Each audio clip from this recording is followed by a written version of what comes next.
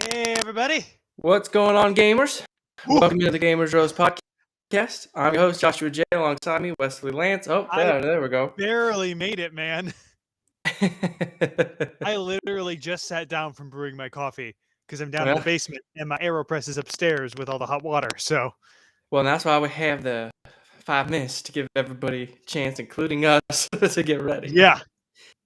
We hope you guys all had a great week and a great weekend. Getting ready to hop back into it. Just to go over real quick some of the football that happened.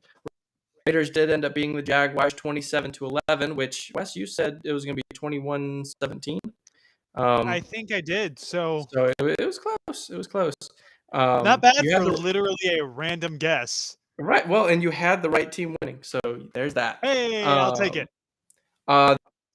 This Thursday, we have two different games going on, but I just decided to do the Giants versus Patriots. Who do you think is going to win that? Again, it's preseason, so it's just up in the air. But all hail the New York Giants. That's all I can think of every time I think of the Giants is King Julian. That just shows you how much I care about football. That's the first thing that comes to my mind. Does Eli Manning still play for the Giants, or is he gone now? No, he's gone. He's gone. He got bye. Is Brady still with the Patriots? No, Brady went with the dang Tampa Bay Buccaneers. Both of my shortcuts are gone now. I was gonna be like anybody but Brady, and either way I was gonna go with Manning, and I don't like Tom Brady. So I'm still gonna go with the Giants just because that's what I wanted. Giants random score. Let's do 25-21. Let's make it a little closer. Again, I don't even know if you can get 25 in football. You can. Okay. Hey, mystery. I'm gonna go Patriots winning 21-14. So that's probably a safer bet. We'll have to see what happens. What's going on, Mystery? Thanks for joining into the stream, and everyone else out there watching. Mystery and I had a 4-hour tech rehearsal today for the show we're in, which if anybody is in the northern Indiana, southern Michigan area, y'all want to come to the South Bend Civic Theater and actually see me in person, come on out. It's the next 3 weekends. We're doing Sense and Sensibility and Much Ado About Nothing, both at the same time. I mean, not like at the same time, but like we're doing Much Ado About Nothing one night and then Sense and Sensibility the other night, and we're like alternating. It'd be something if we tried to do them both at the same time. That being said, Wes will not be here for 50 seconds. Next 3 weekends. The next 3 weekends. Right. We have Sunday night performances, so that's not going to happen. We do have, hopefully, if everything works out the way I'm hoping it does, we have something fun in store for you guys next week. So stay tuned. Almost been a year. Insane. Absolutely. And I'm not even going to be here for it. But that's okay. You've been here pretty much every other episode besides that. True. I feel like you've missed more episodes than I have. I missed one for my wisdom teeth and one for auditions. Did I miss one while I was on vacation? I can't remember. You missed 2 or 3, and I've missed probably 3 or 4, honestly. Yeah. But let's hop into the coffee that we have for the week. Yeah. You want to go first, or want me to go first? Sure, I'll go first. I got another local one this time. When it comes to local coffee, you never know how local it is. Maybe they just buy it from Sam's Club. I don't know. This is the Kitchen Cupboard. Oh no, I'm mirrored. Give me a second. I'm gonna flip everybody out for a second. See, I made sure I took that before then. Yeah. This is the Kitchen Cupboard in Shipshewana, Indiana. This is their house blend. It's very official. They wrote it right on there. Kitchen Cupboard's house blend. It's a cute little coffee shop right next to JoJo's Pretzels, which if you've never had JoJo Pretzels, if you're in the area, they're like the best soft pretzels around here. So they had a little coffee shop. It's a cute little coffee shop. I got their house blend just because I wanted to get the baseline taste of their coffee. They had a ton. They had like a Seattle dark roast. They've got like a bunch of flavored coffees, but I just went with the house blend. Got it in my little Game Boy mug here. It smells. What's weird, this coffee smells like any coffee you would get at like not a diner, but like a family breakfast restaurant. Like imagine like, those family owned just those breakfast restaurants. Yeah. This smells like that coffee. I don't know what it is. It's just a very down homey. I don't know. I like the smell. It's not like aromatic in the way that like a really nice pour over would be. It's just homey. Hmm. It smells like my grandma's house, and she never even drank coffee. So if that tells you anything, Mine's similar in terms of it being more of like a. yours is weird. Yeah, so mine is like a for all you tea lovers, essentially that. It's a tea bag, So but it's coffee. it's a steeped coffee. It's from uh oh gosh, what's that store? Something time. I can't think of the. Fresh time. Yeah. Fresh time, and it's bleak water blend, organic French roast, freshly ground, nitro sealed, single serve bag. It just says place filter in a cup, gradually pour over 8 ounces of hot water per steeped bag, dunk the bag for 15 to 30 seconds or longer for added strength, and then leave steeped bag in cup until preferred taste. Drink after 5 minutes. And so it literally is a tea bag of coffee. That's weird. That's bizarre. And it smells kind of like Folgers, a lot like Folgers. So we'll see. All right. I'm excited to try this. I like local coffee places. So I don't know if they're a roastery, but they select their beans. So here goes nothing.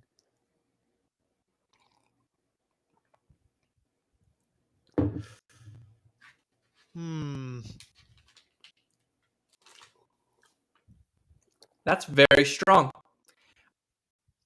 I left the bag in. Okay.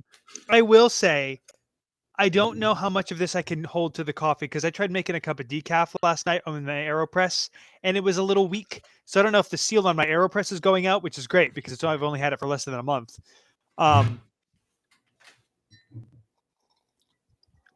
But this is a little watered down and it's a little, I don't know. Like it's not bad. It's just a little plain. There's not a lot of body to it or depth to it. And again, maybe that's my AeroPress going out, which if it is, I'm going to have to take back my recommendation because I think I've had it for 2 weeks.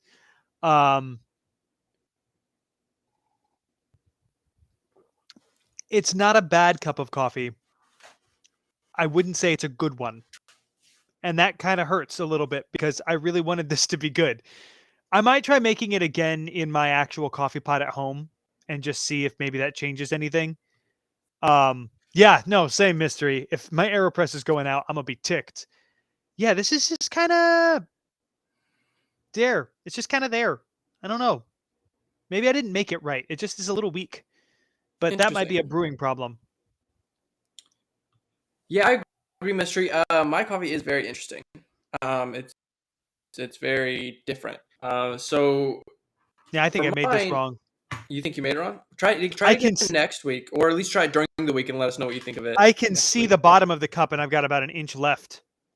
I don't you're Uh, not yeah. So I think for whatever reason my AeroPress is not making it strong enough. I don't know if I'm not using enough coffee. Yeah.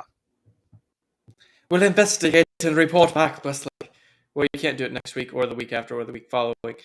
Let And me by know then the coffee's going to be via bad. let me know via text, and I'll let them. I'll make it again in like an actual coffee pot, try it and let you know. So I'm actually going to hold off rating this cuz I think I made it wrong. Okay.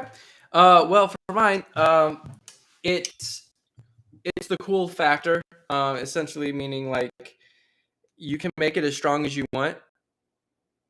And I left mine in there probably a little too long. Made it a little too strong. It has a very earthy taste to it. Yeah. It's not really bitter, but it tastes like a little bit like, I mean, you taste the coffee, but then I also have a bit of hint of like cocoa, but like not like sweet cocoa, right? So like think of like the cocoa powder that you would like cook with, and it's not sugar added. Like you don't want to eat a Yeah. spoonful of it, but Right. you know, No, have exactly. some hints of that. Um, and then honestly, it tastes like a little bit hint of dirt. It just Hmm. And I'm not getting like the grounds or anything like that, but it just, I don't know. Like if I was a hippie, you know, I think I might like it. But as far as like just, I don't know. I'm not a big fan. I'm gonna rate this as a 5. Um, Solid 5. yeah, solid Hold on a 5. second. Let me put And up the I'm thing here. not even rating it necessarily for the taste. It's getting for the factor of it being a tea bag. You know, so for all you British people out there, they're like, we want tea. Well, here you go. It's in the tea bag, so you can still dink and dunk and drink coffee. But as far as like the taste wise, it's not there for me. Huh. Not. I'm not Yeah. gonna buy it again, but it was fun to have the experience. Have you eaten dirt before, Josh? Yes, actually, Mister. Yes, I have eaten dirt before. So Yeah. I've eaten dirt. I've eaten a cricket. I've eaten grass, leaves. You know, you'll do crazy things Cool. as a kid. Like I said, I'm gonna hold off rating this because I am 95% positive I made the coffee wrong. It was just very weak. In which case, I don't know if I didn't put enough grounds in. I don't know if I'm using my AeroPress wrong. I don't know if my AeroPress is broken. I don't know. But that I don't think was a fair comparison. So you know what I'll do? I will make my parents have a single use like coffee pot upstairs that you can brew just 1 cup. I will brew a cup through that, try it, and I'll message Josh, and then maybe next week he can like retro add. Speaking of which, you're gonna have to keep track of your ratings for the next 3 weeks, and I'll have to add them in before the next time I get on. Yeah, what I'll do Or I can send is you the document. I'll shoot you a text of what we Sounds got, and good. then we can just add it that way. Sounds good. So we got the coffee out of the way. Let's move on to the roast of the week. Yeah. So roast of the week this week. This is PCGamer.com. Joshua Wollens. It's probably Wollens, but I'm going to pronounce it like German. Wollens. Wollens. Alternative game engine, The Machinery, has been canceled, with devs told to delete all trace of it. Without explanation and without warning, the developers at Our Machinery have announced that they are terminating work on their alternative to Unreal Engine and Unity, an engine they call The Machinery. The announcement came in the form of an email sent to users a few days ago. Quote, unfortunately, we've reached a point where it's no longer possible for us to continue in the current direction, unquote, said the team at Our Machinery, before going on to say, well, nothing by way of explanation. Instead, the email simply stated that per the engine's EULA, the development would cease, access would be withdrawn, and licenses would expire 2 weeks after the email was sent. Users were informed they would receive refunds and were requested to delete any source file, any source code, or binaries they had in their possession. That last bit has proven controversial. Users on Hacker News did a bit of digging and found that the EULA had been updated toward the end of July to feature a clause obliging users to, quote, destroy any copies of the service or content in your possession, custody, or control, unquote, upon termination of their license. That clause was notably not present in earlier versions of the EULA, which are still viewable on the Wayback Machine at archive.org. In other words, it looks like a new section was added to the EULA. I'm just going to say EULA, EULA, End User License Agreement, EULA, only to be invoked a couple days later. That's permissible under the terms of the original EULA, which allowed Our Machinery to update the terms of at their own discretion without prior notice, but it certainly doesn't seem fair.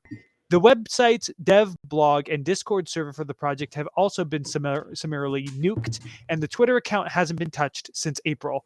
That all makes it incredibly difficult for users looking for a bit of clarity on the project's ending. I've reached out to Our Machinery for comment and will update if I hear back. It's a glum end for an interesting project. When PCG spoke to Our Machinery last year, they seemed very excited about the potential of a modular alternative to Unreal and Unity that offered developers all the, quote, customizability that you get in a custom engine, unquote, without having to create the entire thing from scratch. To go from that to a 100-word email requesting that users memory hold the entire thing is an intense and saddening whiplash. So That sucks. I guess the roast is so it almost feels like something shady went down a little bit. And I don't know if Our Machinery is shady or if somebody got like a hold of them or if something went down behind the scenes, but like something went down and this seems super duper sudden. So I don't Blackmail. I don't know who to roast. I feel if I roast the creators and it turns out that they got like blackmailed or something into doing it, I'm gonna feel really bad. But at the same time, right now, all we have to go on is that they just told everybody to nuke the thing, like in this really terse email, and then also to like update your EULA at the last minute like that feels a little scummy, Yeah. especially when it wasn't there to begin with. So what is the point? What I don't get, what is the point of having an end user license agreement that people read and allegedly, nobody reads the terms and conditions, but you're supposed to. You read the terms and conditions, you agree to it. Why would you sign a contract that specifically says, hey, we can change this however we want and there's nothing you can do about it? Like, why would you Because even put that in the EULA to begin with? That defeats the point of having an end user license agreement. Like you could theoretically, you could do that. You could, I don't know the actual wording they said, but like maybe it says like any reasonable changes, but like theoretically, you could have them agree to something, take their money, and then like change the EULA to say, actually, you don't get to use any of the product, but we get to keep your money. Like, you gotta read everything very thoroughly when doing any I type guess. of anything like that. That sucks. That just, Yeah. I mean, imagine working on something like that, putting so much time into it, and just getting an email saying, "Hey, yeah, all that you did, no, done. Sorry, scrap. Yeah, Bye." it's gone. It's like, do I get an explanation? No, no, just no. Yeah, this feels, I don't know, man. This feels, I don't Shady, know. Yeah, it shady. feels shady, and I don't know who's at fault. I don't know if it's our machinery, if it's somebody else, but regardless, I don't think they went about it the right way. I feel like they did it in a really kind of shady sort of way. It feels scummy and last minute, and the whole like nuke everything. I don't know, man. Somebody's at fault. I'm just gonna roast the studio that made the thing because like 100-word email and a last minute change to the EULA for something that seems really cool, like basically a third party game engine. Yeah, man. Yeah, that. It just. Hang on one second. Sorry, my dog decided he wanted to get wrapped up in my power cord. I wonder what was going on. So I've been trying to get him to stop. Gina next Um, Friday. but no, that's sketchy. I don't know. Yep. I don't know. It's like those commercials where it's like people sign up for stuff, and then a few years later they show up and go, "Okay, I get your firstborn kid," and you're like, "You what?" And they're like, "Yeah, remember when you signed It's that?" Rumpelstiltskin. Yeah, it's like you sign that thing. Well, now we get your firstborn child, and you're just like, I don't remember. Uh Did you read it? No. Well, you agreed to it. It's on paper. yeah, But I don't know, man. so the roast is twofold, in my opinion. One, they didn't read it thoroughly. If they did, then they should never have signed something like that. And then two, it's scummy to put something like that into the user agreement. So, Yeah. uh, yeah, that can be. Mystery says, yeah, that can be frustrating for those who really care about that project. I agree. I mean, it sucked to have something like that happen and all your work just go down the drain, go to waste. Yeah. But Oh, anyway. um, moving on to something hopefully a little bit hopeful. Hopefully a little bit hopeful. Yeah, I mean, I Hopefully guess a that works little as a hopeful. sentence. um, this article is by PC Gamer. So another one actually by PC Gamer. Cool. But simply, it says 15 years ago in development, Beyond Good and Evil 2 finally gets a new lead writer. This is by Andy Chalk. And I don't know about you, but back 2018 when they had E3 going on, everything like that. Beyond Good and Evil 2 was one of them that they showed, and it was like a hype trailer, just cinematic, right? Cinematic trailer, and I was really excited for it. It looked really cool, really awesome. I totally bought in, hook, line, and sinker. I was like, I want this. I want to be able to play this. I want to be able to do this game. Like, it seems so cool. And then we just really haven't heard anything since, except for, it's kind of not going so well. Holding us in Um, suspense, basically. Right, right. But this, I mean, really back in 2008. they mentioned something about a sequel. Sheesh. So I mean, because first Beyond Good and Evil 2 came out, I believe it was on the GameCube, PlayStation 2, and the original Xbox. Like, I mean, it was back in the day, right? Mhm. So this says this is the closest thing to a real sign of life we've had in years. For many reasons, we included Beyond Good and Evil 2 in our list of 10 games you can't believe are still technically in development. In fact, we led with it. We led with it. The piggy in the picture at the top of the list, PJ, is the mentor and adoptive uncle of lead character Jade. There's a good reason for that choice. Beyond Good and Evil 2 was announced in 2008. Yep, okay, so yeah, 2008. We've been doing it, quote, it's still happening, end quote, posts since at least 2014. Yet all these years later, it's still just a title and a bit of a concept art. Ubisoft won't even commit to a maybe. Won't even commit to a maybe having it out in 2024. So yet faint Oof. signs of life persist, most recently in the form of a new lead writer, Sarah Arlanalo, who announced the new gig on Twitter. If I said that right, I'm going to be very impressed with myself. Arellano? Maybe I said it wrong. I don't know. I think I I don't said it know. right. I didn't stutter. I just went straight with it. So we'll see. Prior to the move to Ubisoft, Arlen Arellano. Did I say it right? A- Ar-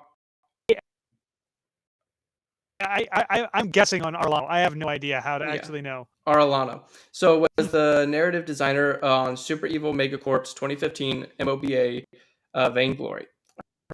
Her LinkedIn account indicates that she also served as a writer at Deep Silver Violation. Violation. Um, Volition. yeah. Oh, Volition. Okay. And as a narrative designer on World of Warcraft at Blizzard. So that's a pretty impressive run. Quote, we are very happy to welcome Sarah, who is one of the latest recruits on Beyond Good and Evil 2, end quote.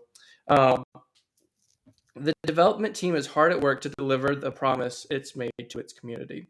As for That's a what that means, Ubisoft. Yeah, that's a Ubisoft spokesperson. I don't think you said that. yeah. Sorry.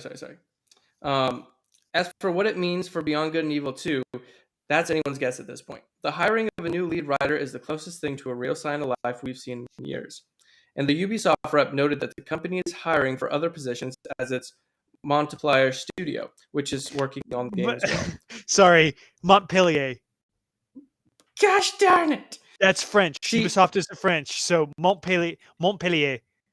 the thing Did you is, just say so Markiplier? no. I You didn't said say multiply. Markiplier. You said Multiply. multiplier. Multiply. Yes, I said that. Hi, everybody. My name's Multiplier. Welcome to the Ubisoft podcast. So I'll put it this way. Usually I proofread all of the articles before we actually go live. However, in this instance, I added this one like literally you guys I was like, hey, by Yeah, the way, I just saw this. as we were Throwing it getting in. on, I haven't even read through this article. Like Josh was So like, "We're starting the podcast. Here's the article." I was like, "Cool." All right. Hey, so I haven't even fully read through it. But um, rule of thumb: when we're talking about Ubisoft, run things by me because it's gonna have French in it. bet for sure. Next time I will send you Montpellier. and say, you read the article, Wesley. You read our French articles from now on. Oh gosh. But anyway, it says it's also easy. It's also easy to view it as a sign that the whole thing is marred. Gosh, Mired. At this and point, you're well, just thrown off. I know, and may well be starting over. That's obviously not a great place to be after 15 years of supposed work. So, long story short, if clutter all of my screw up, it's a great article. Read it for yourself because I screwed it up. It is a very good written article. There's life for Beyond Good and Evil 2. So if that's something you've held out hope for, like I have, then you could be in luck. Now that being said, if they're just now getting a new lead writer, it's probably a brand new start.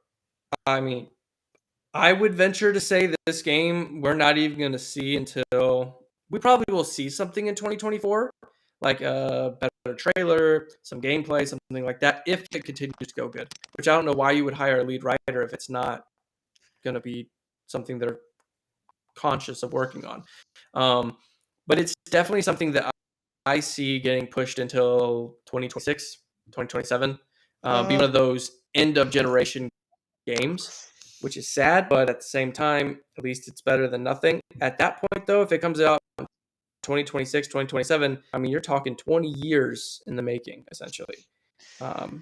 Yeah, at that point, I feel like wasn't there another game that kept changing staff just recently? They Yeah, we like talked kept like about it. hiring new people Well, we just talked about and KOTOR and how that got. no, but well, maybe that's what I'm thinking of. When it's this contentious and you're going back and forth and back and forth and back and forth and always hiring new people and you can't ever get along with people and you're never able to hold people on. No, there was a game that was in development hell for a while and like eight different teams worked Language on it. was. That's what it's called. I know, I'm It's just called messing with development you. hell. Sorry, that's what it's called. It's like when a game is just not going anywhere and it keeps changing people. That's what it's called. No, I know, I know. Um, I'm trying to think of what it was. It Duke Nukem Forever? Was it Cyberpunk? Did Cyberpunk change a bunch of people last minute? I'm trying to think of what it was. No, I feel Cyberpunk like just flopped. I feel like every time you see a game constantly changing and adding people and like hiring new people at the last minute, it never turns out well because you're like trying to build something with other people's scraps and you keep taking the scraps and putting them into the new thing. It's like Tootsie Rolls. Also, did you know? I'm going to explain that. Tootsie Rolls, the recipe for Tootsie Rolls calls that all the Tootsie Rolls from the previous day get rolled into the new batch. So that's why I said it's like Tootsie Rolls. You're taking all the previous work and just rolling it in, which technically I think means that every Tootsie Roll contains an itty tiny bit of the original batch of Tootsie Rolls. So think about that the next time you have one. Uh, You're eating a part of history. you are history. Tootsie I mean, Rolls are the technically, fine dining of society. It's like an aged wine. oh, yes. Yes, yes. But I feel like every Aged to time perfection. Yes. I feel like they actually probably are like molasses or something. But every time you keep hiring people and you keep changing people for a game that just doesn't come out, I feel like that's never a good thing because you're gonna have if there's some power struggle going on there somewhere. I don't know how, but No, I agree. I think that it's frustrating because in one sense you want it to be good, and if it's not good with one person, you want to switch them out. Or if one person is doing things that are sketched like they are in a lot of different businesses, right? Um, Blizzard, Activision, things like that. Uh, you want those things to get addressed and switched, right? But as far as just having a game, trying to build a game, you have to have that rapport with your team. It's almost like if Chicago Bears, let's take them for instance. We switch quarterbacks more than someone switches shoes. Okay, like we go through them like water, and we can never build a great offense because we never have the same rapport with the starting quarterback that's been there for 10 years and can lead the group to right, success. You need someone that you can trust, that you can bank on, that's been there for a long time, that's tenured, the ins and the outs to make something successful. If after 5 years you swap out your whole new team, they're going to bring in new ideas. They're going to bring in new stuff that they want to get going. But the thing is, this game's already been going for 5 years. So then after 3 years, they switch it out again because, okay, it's not getting done fast enough.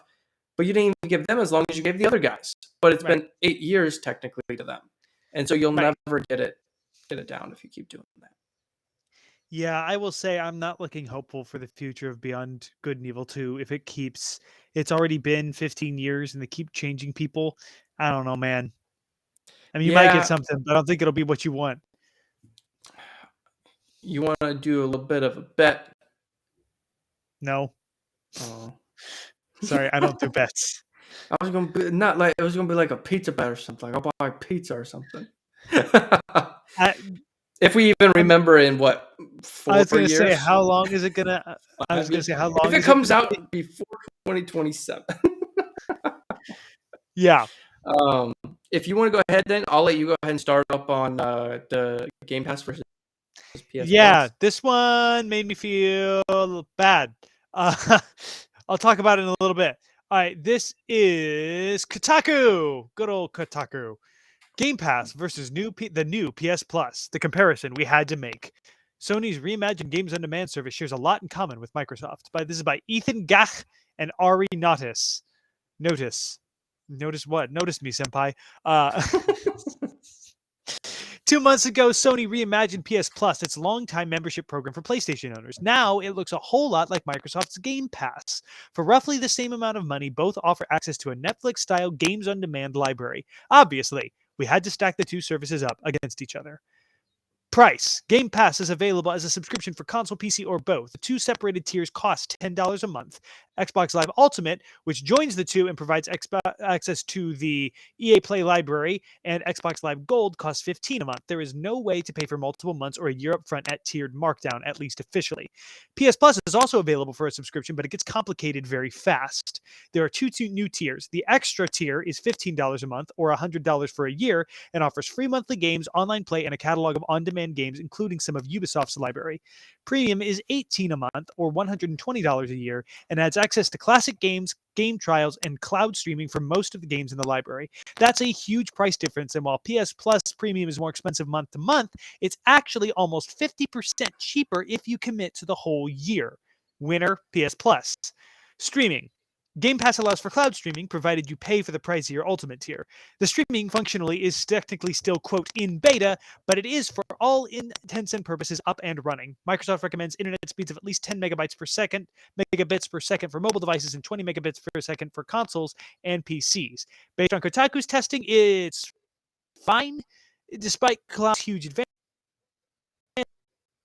We still can't compete with downloaded games. The latency, however, is unignorable. As such, cloud gaming is best used for puzzlers, chill RPGs, light platformers, and other games that don't demand split-second reflexes. Microsoft says, quote, more than 100 games, unquote, are currently streamable via cloud gaming on Xbox Game Pass, but more games are added every few weeks. Right now, the Game Pass library currently lists 381 games as capable of streaming. To unlock streaming on PS Plus, you need to buy the $18 a month tier. And even then, the streaming quality is nothing to write home about. At best, it's as good as Xbox Cloud Gaming. Sometimes it's worse. Roughly 320 games from the premium library can be streamed on console or PC, and a good chunk of those are PS3 games and classics rather than the full PlayStation 4 library. For example, Marvel's Avengers and Stray are available on console, but not in the streaming library. Most notably, you can't stream PS Plus games to your phone. For now, the service relies on remote play, meaning you need a console to play on mobile, and you must be on the same Wi-Fi network. Winner, Game Pass. And the last one is the game library. Of course, games on demand a games on demand service is only as good as the one thing it's supposed to provide. The Xbox Game Pass library has about 475 games, but that tally comprises the library across both tiers, including the 92 games currently part of EA Play. The main draw, of course, is that Microsoft puts its entire first-party portfolio on the platform. This also includes major tentpoles like Halo Infinite and Forza Horizon 5, alongside forthcoming blockbusters like Starfield and Redfall, which become available the day they came out. Third-party games tend to stick around for a year at most, though some, like Rockstar's open-world Hold'em simulator Red Dead Redemption 2, became unavailable after a matter of months. It's unpredictable. The library also regularly cycles in third-party games and often serves as a launchpad for indie gems. This year alone, the Twee Zelda-like Tunic, the snowboarding sim Shredders, and the puzzler come dungeon crawler Loot River all landed on Game Pass. Developers have acknowledged to Kotaku that debuting on Game Pass does cut into initial sales, but is ultimately worth it for the trade-off in publicity. PS Plus Extra currently includes around 430 PS4 and PS5 games, while Premium adds another 395 from PS1, PS2, PS3, streaming only, and PSP. While the classics are a nice bonus, the biggest draw by far are the PlayStation exclusives like Horizon Zero Dawn, God of War, Spider-Man Miles Morales, and Bloodborne. Unlike Microsoft, Sony has committed to not putting its newest releases on the service day and date, and if Returnal arriving a year after release is any indication, it looks like a good bet that players will have to wait at least a year to 18 months before newer stuff appears. There are still plenty of strong contenders in the third-party department, though. Games like Final Fantasy VII Remake, Prey, Control, Doom, and Tetris Effect are all present, as are indies like Celeste, Outer Wilds, Dead Cells, and Virginia. The library has plenty of diversity and was bolstered most recently from the same-day edition of Stray, which is already a 2022 Game of the Year contender. The Ubisoft component, led by Assassin's Creed Valhalla, is also a strong complement. At the same time, Sony hasn't yet demonstrated it is or will be as aggressive as Microsoft in courting a steady stream of third-party day-and-date editions. And there's also no PC exclusive portion of the library. Winner PS Plus. Shoo! That is a long article. I'm going to stop there because then they go on to their like initial comments. It sounds like Sony came out swinging though with this thing. It does. I think that they are going to lose on two aspects. One, the $18 a month in order to get everything. I know you can pay for a year, like that's cool. The thing is with me is they have 3 different tiers. That's too much. Xbox has 2 tiers, but really it's just the one. Like if you want to play online, which everyone does, you're gonna get the ultimate because it adds Right. in that gold. And it's $5 more than the other one. Right, and but to go from $10 to $18, like that's a tough stretch. So for me, like that to me seem that's a little bit off. And then the other thing that I think PlayStation lacks that Xbox doesn't is, well, two things. And they mentioned it too, is that the games that aren't going to come day and date, like the fact that Xbox and Microsoft, the fact that they're saying, you know what, when Bethesda releases their next big game, the game that's going to cost $80, it's free if you have Game Pass. Right there pays for 7 months, almost 6-7 months of your Game Pass if you get that game. It's like, yeah, like Mystery said, it's pretty complicated on PlayStation side, in my opinion. I don't know. Go ahead. Oh, I was just gonna say, will I don't know. say- Like, it's just interesting to me. I will say, if it weren't for the fact that you guys have Xbox, I would go with PS Plus. Really? Not a doubt in my mind, because I'm a retro gamer. I almost prefer retro games, and the fact that you get a huge amount of the PS1 and PS2 library with Game Pass with PlayStation Plus, that seems like a no-brainer to me. And honestly, we haven't been playing on Xbox all that much. I don't know. We've both been busy. I get it. Yeah. Hopefully that will change in the near future. But like, I kind of wish I had a PS5. I'm kind of wishing I'd gone with PS5 and gotten the PlayStation Plus. I just because I love retro games, and I bought an old PS2 a while back that I still need to test if it even works. So like if I find a hard copy of a game, sure, but to just have it on my system for streaming or play or download whenever I want. And there's how many games on PlayStation Plus? It sounded like there were over like 500-600 games when you take the whole thing together. Now, if Microsoft, the problem with Microsoft is they don't have that retro market. Xbox came out in 2000, what was it, 2002, 3? So like I don't Yeah, know that something people like I that. don't know that people are nostalgic for original Xbox games the way they are PlayStation 1 games. Now, if you grew up with the PS1 and PS2 and you've already played all those games, then by all means, I don't think it's worth it. I don't think it's worth it for just the new stuff. If you want the new stuff, go with Game Pass. But for me, who really enjoys experiencing those old things and doesn't get to do it very often, I'm kind of wishing I had gone with PlayStation. And I can't now. I don't really have the money to buy a PS5 and pay for Right. 2 subscriptions. But My can you thing get it on is, PS4? I don't know. Google it real quick. My thing is with the PlayStation is like I'm not a retro gamer. I don't give two craps about it. Like I play the PlayStation 2 games, um, PlayStation 1 games. I played Dreamcast, all that stuff. I played a lot of those old games when they were there. So when I see things like Rayman, I mean that was a big one for me. I loved playing Rayman. I had to have my dad help me all the time because I just couldn't Yeah. beat it. But when I see games like that, it's like, okay, that's so that's cool. Like it'd be fun, but at the same time, I'd so much rather be playing the new game that just came out. I'd rather be playing Madden 2023, even though Madden is a trash franchise, but that's beside the point. I'd rather be doing stuff like that personally, and that's just my thing. So I think you're right. It comes down to what type of gamer are you? Are you that retro gamer? Because if you are, then PlayStation is going to be where it's at for you. Right. And if you are, You can get it on more, PS4 as well. I just looked it up. hey, there you go. If we don't Um, start playing games more, I'm gonna switch. but if you're more of a retro gamer, go to PlayStation. If you like the new stuff, go Xbox. Just like you said, Yeah. PlayStation would blow it out of the water.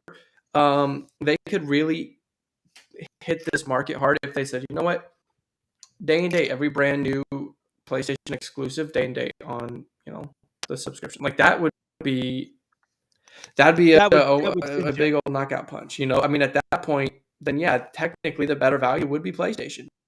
And then it comes down to what exclusives do you prefer? Like that's what it ends up coming down to.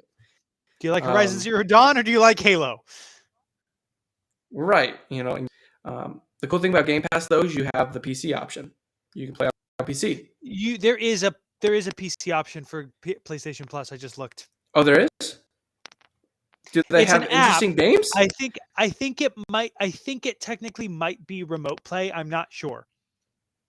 It says you have to get an app on your PC. Got you. Which I guess is Game Pass too. I have a backbone, right? So I put my iPhone into it. I'm gone because of my job. I'm always on the road. I can hook that thing up. I can play a game from Game Pass. I could load up whatever disc is in my.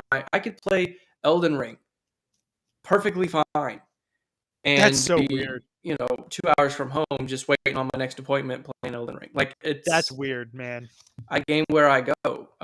Technically, PlayStation. If I had a headset, I could plug it in and talk to people in a party app. PlayStation doesn't have that, right? So, for you, that may make Game Pass worth it, right? So it really comes down to the individual and what they think. Everybody has. Every system has something, and this whole. Well, I'm a PlayStation fanboy for life, or I'm an Xbox fanboy for life. That's got to stop. If you love PlayStation, awesome. If you love Xbox, awesome. See, I was a 360. I was a PlayStation 2. Then I went 360. Then I got the Xbox One. Didn't like it, so I went PlayStation 4. Then I got the PlayStation 5 and the Xbox Series X. PlayStation 5 because I like the X better. It's for me. I'm switching every freaking year. Some people, if I want the Xbox, I'm a PlayStation, I'm a stick one. It just depends, and I always think, just go where you want to be happy, But man, we've already been going for 47 minutes. Yep. We need to wrap this up. Any final thoughts for you? Nope. That's that article wore me out a little bit. Got you. Okay. Like I said, we're trying to keep long. This... Sorry. No, you're right. We're trying to keep this shorter. We're trying to keep this below 45 minutes, so we're a little bit over. But hey, it is what it is. It's fine. Thank you guys so much for watching. For subscribing, for following. Appreciate it. Thank you, Mystery. Excuse me, Mystery, for just chilling with us and commenting and everything below. Drink lots of coffee. Play lots of games. Remember, watch football this weekend coming up this week. It is preseason. Okay. But, it's like I've gone so long without football. I'm thirsting for some football. Okay. Just like if you go without coffee for 3 days, like me, if I go without coffee for 3 days, like migraines, headaches, that's how I feel with my football. So it's preseason, but I'm glad to have it back. So watch lots of football, drink lots of coffee, play lots of games, have a great week, and we'll see you guys next time. Bye-bye.